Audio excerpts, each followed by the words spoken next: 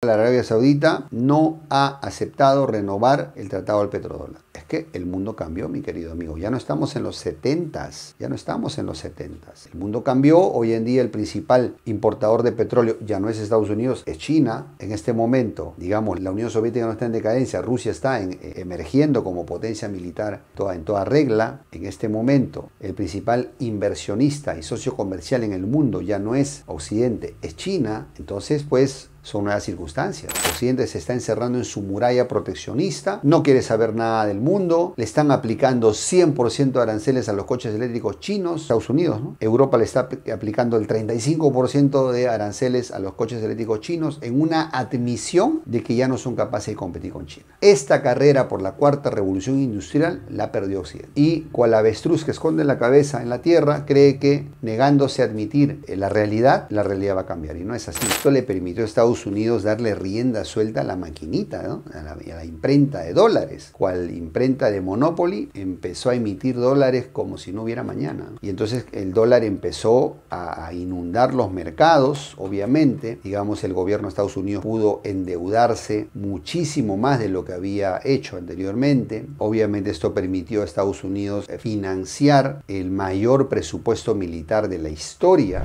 El 9 de junio del año 2024 se cumplían 50 años de la firma del tratado comercial que dio origen al famoso petrodólar. Un tratado que firmaron Estados Unidos y el Reino de Arabia Saudita en la década de los 70 en calidad de ser el mayor importador de petróleo y el mayor exportador de petróleo. Este tratado obligaba a Arabia Saudita a aceptar solo dólares como forma de pago por sus exportaciones de petróleo, además de también utilizar sus excedentes, digamos, monetarios e invertirlos en, digamos, bonos del Tesoro americano. A su vez, Estados Unidos se comprometía a darle protección militar al reino, lo cual garantizaba la estabilidad del régimen. Con el paso de los años, esto le permitió a Estados Unidos, obviamente, convertir su moneda en la moneda de reserva de valor mundial. El dólar se convirtió en la moneda más utilizada en las transacciones comerciales en el mundo, lo cual obviamente le permitió a Estados Unidos practicar una política monetaria expansiva que subsiste hasta el día de hoy y le ha permitido vivir a Estados Unidos de una deuda, digamos, monstruosa, que le ha permitido vivir más allá de sus límites, de sus capacidades financieras normales. Esto obviamente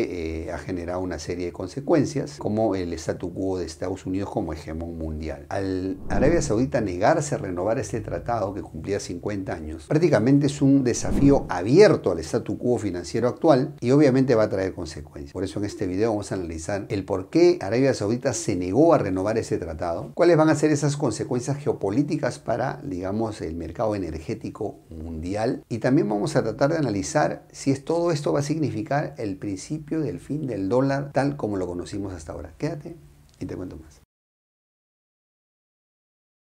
Para comenzar, tenemos que situarnos en la década de los 70, plena Guerra Fría. Digamos, la guerra de Vietnam estaba en pleno apogeo. Estados Unidos empezaba a tener, digamos, una debacle militar. Había ocurrido también la guerra del Yom Kippur, donde pues Israel fue atacado por los árabes y estuvo en aprietos. Y había ocurrido también la crisis del embargo petrolero. Entonces, en todo este panorama, y también hacía unos pocos años, el presidente Richard Nixon se había visto obligado a, digamos, decretar la salida del patrón oro, es decir, el dólar ya no estaba amarrado a un patrón oro y a partir de ahí se convertía en una moneda fiat. Entonces, en todo este panorama crítico para la economía de Estados Unidos, crítico para la geopolítica de Estados Unidos, el gran asesor y estratega Henry Kissinger se le ocurrió una firma de un tratado comercial entre el mayor importador de petróleo de dicha época, los Estados Unidos, con el mayor productor y exportador de petróleo, el Reino de Arabia Saudita. Dicho tratado permitiría a Estados Unidos asegurarse que su moneda, a pesar de ya no estar amarrada al patrón oro, todavía conservara una gran parte de valor, ¿no? Realmente, ¿no? O sea, digamos, todo importador de petróleo en el mundo se vio obligado a tener que utilizar dólares para pagar sus importaciones con Arabia Saudita. Y esto obviamente obligaba también a dichos países a, digamos, acumular reservas de dólares, ¿no? Entonces todo esto permitió realmente un resurgir del dólar como una referencia mundial. Además, el Reino de Arabia Saudita se vio obligado a invertir sus ganancias en bonos del Tesoro americano, lo cual permitía pues el retorno de esos dólares pagados a Arabia Saudita al Tesoro americano, con lo cual ellos podían seguir obviamente en esta pirámide monetaria en la cual se embarcaron. Y a su vez Estados Unidos se obligaba a dar una protección militar, un tratado especial para Arabia Saudita, proveyéndola toda clase de armas modernas, instrucción militar, repuestos, etcétera, lo cual obviamente permitía a Arabia Saudita pues empezar a tener un protagonismo en la zona del Golfo y, digamos, de alguna manera neutralizar el creciente avance de poder de los iraníes. Entonces todo esto realmente en el marco de la década de los 70 hacía mucho sentido y fue una de las obras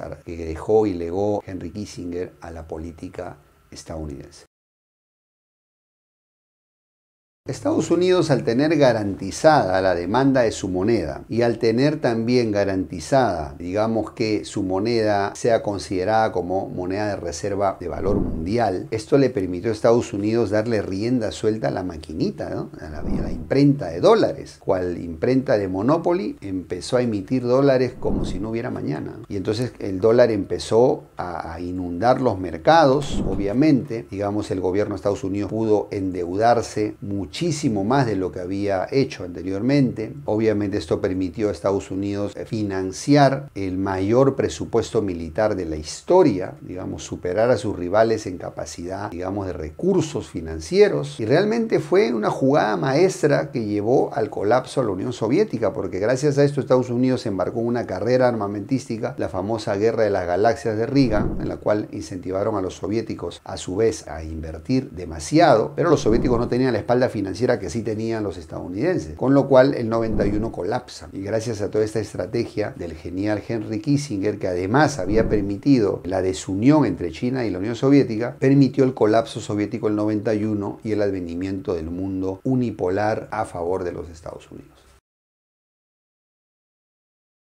Muy bien, gracias a toda esta palanca financiera que los Estados Unidos crearon, han podido vivir, digamos, en base a privilegios, ¿no? Privilegios que ningún otro país ha tenido. Yo recuerdo el caso paradigmático en los 80 del expresidente Alan García, que en Perú dio rienda suelta a la famosa maquinita y se dedicó a imprimir intis en aquella época, y que prácticamente quisieron colapsar a la moneda peruana, pues generando una hiperinflación. Lo mismo le ha pasado a la Argentina en estos años recientes, lo mismo le ha pasado a Venezuela, la Venezuela chavista, etcétera. Pero ¿por qué razón a Estados Unidos, a pesar de cometer el mismo error económico, pues no ha estallado en una hiperinflación? Gracias al petrodólar, justamente, ¿no? Todo esto le ha permitido pues tener una serie de privilegios económicos como ningún otro país en el mundo, y obviamente tener instrumentos financieros de presión, es decir, los grandes organismos financieros internacionales, el Fondo Monetario Internacional, el Banco Mundial, el sistema de pagos internacional SWIFT, todos estos controlados obviamente por las finanzas estadounidenses, servían a los intereses estadounidenses, ¿no? Esto permitía a Estados Unidos darse el lujo de, cuando no podía hacer una intervención militar directa, poder utilizar las sanciones económicas como herramienta de presión y poder, digamos, someter al país rebelde a los intereses estadounidenses, como ya lo vivieron Cuba y Venezuela, por ejemplo.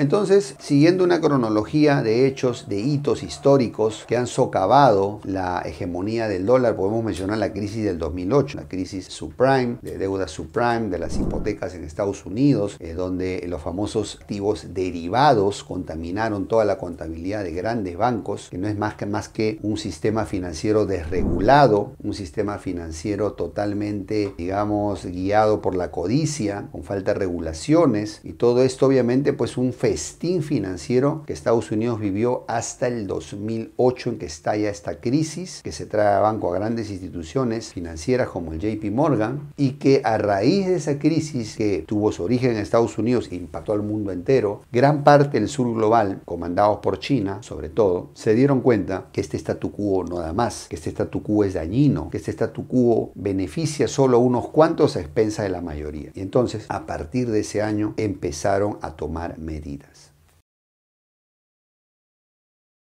Recordemos que a partir de los años 2000, sobre todo pues año 2008, intervención rusa en Georgia, año 2014, intervención rusa en Ucrania por el Euromaidán, toma de Crimea, año 2015, intervención en Siria, en la guerra de Siria. A raíz de todo este resurgir militar de Rusia y de, digamos, el ascenso comercial de China, Estados Unidos no se le ocurre una mejor idea que usar su sistema financiero y usar al propio dólar como arma para atacar a sus enemigos y someterlos. O sea, ya no era solo someter a países del tercer mundo, ahora quería ir por las grandes potencias rivales. Y entonces empezó a llenar de sanciones a Rusia, sobre todo a partir de la toma de Crimea del 2014. Empezó a llenar de sanciones a China, sobre todo a partir del año 2017, con, digamos, la famosa guerra arancelaria contra las exportaciones chinas y también las propias empresas chinas, por ejemplo, Huawei y ahora TikTok. Entonces, realmente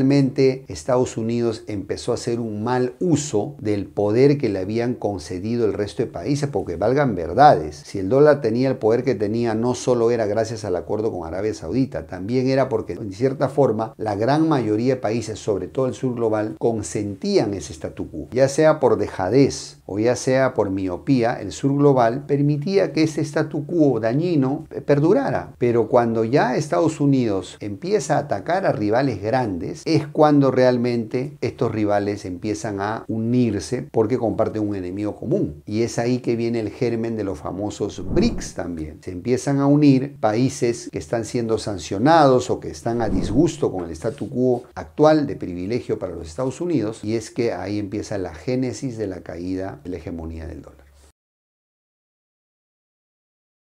Y así llegamos al año 2022 con la invasión rusa a Ucrania a raíz de las provocaciones de la OTAN al querer expandirse a las propias fronteras rusas. Y entonces, a raíz de esta guerra preventiva que Rusia desata contra Ucrania para evitar que la OTAN se acerque a sus fronteras, es que Estados Unidos le da un golpe mortal al dólar al confiscar las reservas de activos rusos en el exterior. Es decir, en complicidad con Europa Occidental principalmente, ellos decretan la confiscación de más de 300.000 millones de dólares del gobierno ruso que estaban como reservas en distintas instituciones financieras, principalmente europeas, y las congelan como parte de las sanciones que le aplican a Rusia por la guerra en Ucrania. En ese mismo instante, China y el resto de países del sur global, India, Irán, Brasil, es decir, los BRICS completos más aliados, se dan cuenta que esto ya no da más. Es decir, esa fue la última línea roja.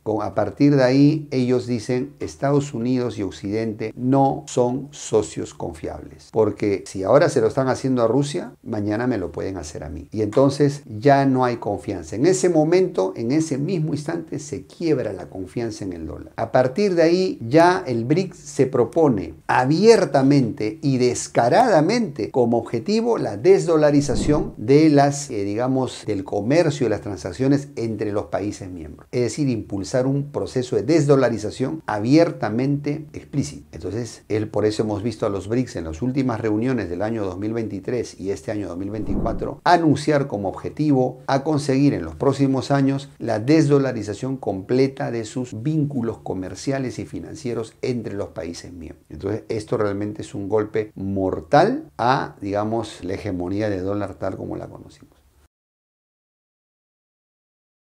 Y así llegamos a agosto del año 2023, cumbre de los BRICS, en el cual ellos comunican la expansión del grupo con nuevos miembros tan importantes como Irán, como Egipto, Etiopía y sobre todo, lo que fue una total sorpresa, la incorporación de Arabia Saudita y de Emiratos Árabes Unidos. Es decir, los tradicionales aliados de Estados Unidos, sobre todo el que permitió la creación del petrodólar, ahora se unía al grupo rival, al bando rival. Y esto tiene toda una explicación porque desde el año 2021-22 China se convirtió en el principal importador de petróleo del mundo, superando a Estados Unidos. Entonces, pues si ya el nuevo, digamos, mejor cliente, el que más consume petróleo en el mundo, pues ya no quiere pagar en dólares y ahora quiere pagar en yuanes, pues ni modo, mi querido amigo. Ya no hay, a pesar que el tratado del petrodólar aún estaba vigente, Arabia Saudita ya empezó abiertamente a desafiarlo, abiertamente a aceptar otras monedas en lugar del dólar, y esta expansión de los BRICS obviamente es un golpe tremendo a la moral del G7, porque obviamente es un grupo pues ya muy antiguo, arcaico, solamente dedicado a mantener el statu quo, mientras los BRICS es un grupo en expansión y que está obviamente desafiando todo el orden mundial tal y como lo hemos conocido. Bueno, y así llegamos al 9 de junio del año 2024, en el cual Arabia Saudita no ha aceptado renovar el tratado del petrodólar. Es que el mundo cambió, mi querido amigo. Ya no estamos en los 70s, ya no estamos en los 70s. El mundo cambió. Hoy en día el principal importador de petróleo ya no es Estados Unidos, es China. En este momento, digamos, la Unión Soviética no está en decadencia, Rusia está emergiendo como potencia militar en toda regla. En este momento, el principal inversionista y socio comercial en el mundo ya no es Occidente, es China. Entonces, pues, son nuevas circunstancias. Entonces, por esa razón, digamos, esto corrobora la hipótesis que yo he venido planteando en este canal, que el G7 y la OTAN son organizaciones en decadencia y los BRICS es una organización en ascenso, en expansión. Y a algunos no les gusta lo que yo digo, y me tildan de prorruso y no sé qué tanta tontería. Es que yo digo lo que veo, mi querido amigo. Tengo un compromiso con la verdad. Si no te gusta lo que digo, ni modo, pues anda tu propagandista favorito, ¿no?, a su canal. Pero esa es la realidad. Y el hecho de que el aliado tradicional de Estados Unidos, artífice del petrodólar, que es Arabia Saudita, se haya incorporado a los BRICS, grupo rival del G7, y no haya aceptado renovar el tratado del petrodólar, confirman la hipótesis que yo planteo en este canal, mi querido amigo. Es así de simple, es la realidad. Esa es la realidad.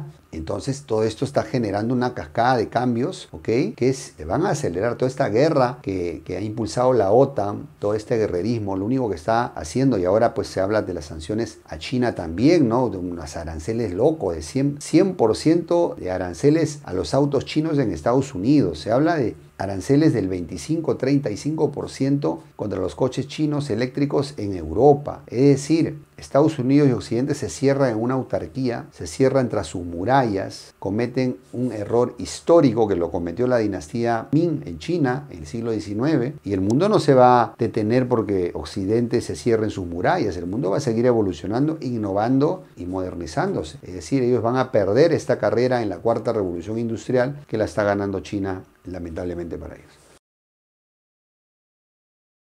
¿Y todo esto entonces significa que el dólar ya cayó? A ver, mi querido amigo, la respuesta no es tan simple. Yo he hecho una cronología de hechos para demostrar que esto es un proceso de pérdida de hegemonía, un proceso de caída que en este momento ya es irreversible. Y es irreversible porque Occidente, el Occidente colectivo, incluyendo Estados Unidos, ha roto prácticamente relaciones con el sur global. Occidente se está encerrando en su muralla proteccionista, no quiere saber nada del mundo, le están aplicando 100% de aranceles a los coches eléctricos chinos, Estados Unidos, ¿no? Europa le está aplicando el 35% de aranceles a los coches eléctricos chinos en una admisión de que ya no son capaces de competir con China. Esta carrera por la cuarta revolución industrial la perdió Occidente. Y cual avestruz que esconde la cabeza en la tierra, cree que negándose a admitir la realidad va a cambiar. Y no es así, mi querido amigo. Están repitiendo el error histórico de la dinastía Qing en China en el siglo XIX, que también se cerró en sus fronteras y luego fue sometida por potencias más modernas. El mundo va a seguir la innovación y la modernidad independientemente de que Occidente se cierre en sus aranceles y proteccionismo. Es un error histórico que está cometiendo Occidente, basado en su soberbia, en su arrogancia, en su miopía histórica. El pobre Henry Kissinger se estará revolcando en su tumba al ver toda su obra tirada a la basura por culpa de unos torpes en la diplomacia occidental en estos momentos. Y obviamente, como digo, esto solo es cuestión de tiempo. No tenemos bola de cristal, pero es ya inevitable la caída del dólar porque el sur global ya no quiere saber nada de ese sistema. Ocurrirá en los próximos meses, en los próximos años, es seguro, porque el tamaño de la deuda estadounidense es insostenible.